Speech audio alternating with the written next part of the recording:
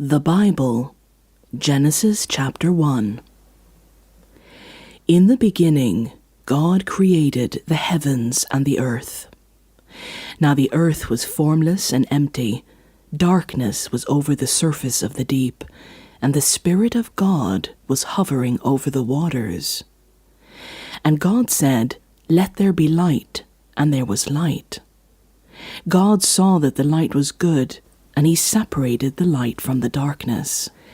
God called the light day, and the darkness he called night. And there was evening, and there was morning the first day.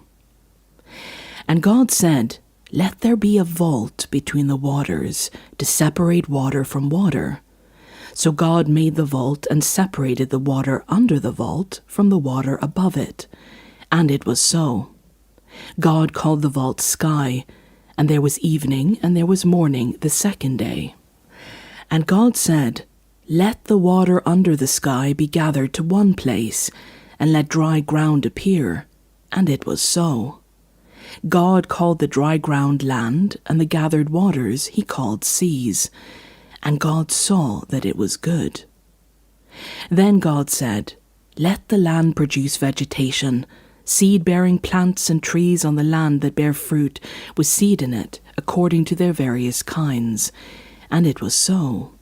The land produced vegetation, plants bearing seed according to their kinds, and trees bearing fruit with seed in it according to their kinds.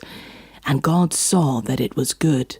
And there was evening, and there was morning the third day. And God said, "Let there be lights in the vault of the sky, to separate the day from the night, and let them serve as signs to mark sacred times and days and years, and let them be lights in the vault of the sky to give light on the earth." And it was so.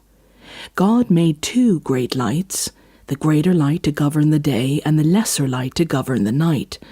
He also made the stars.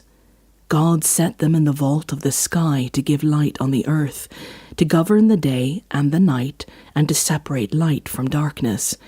And God saw that it was good. And there was evening, and there was morning the fourth day.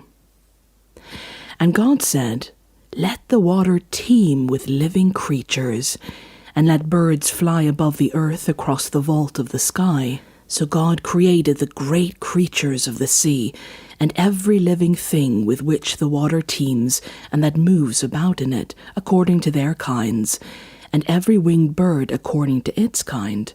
And God saw that it was good. God blessed them and said, "Be fruitful and increase in number, and fill the water in the seas, and let the birds increase on the earth." And there was evening, and there was morning the fifth day. And God said, "Let the land produce living creatures according to their kinds, the livestock, the creatures that move along the ground, and the wild animals according to its kind." And it was so. God made the wild animals according to their kinds, the livestock according to their kinds, and all the creatures that move along the ground according to their kinds. And God saw that it was good. Then God said, "Let us make mankind in our image, in our likeness, so that they may rule over the fish in the sea and the birds in the sky, over the livestock and all the wild animals, and over all the creatures that move along the ground."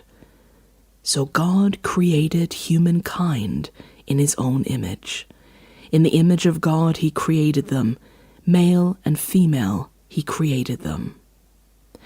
God blessed them and said to them, "Be fruitful and increase in number, fill the earth and subdue it, rule over the fish in the sea and the birds in the sky, and over every living creature that moves on the ground." Then God said, "I give you every seed-bearing plant on the face of the whole earth, and every tree that has fruit with seed in it.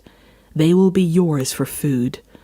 And to all the beasts of the earth, and all the birds in the sky, and all the creatures that move along the ground, everything that has the breath of life in it, I give every green plant for food." And it was so. God saw all that he had made, and it was very good.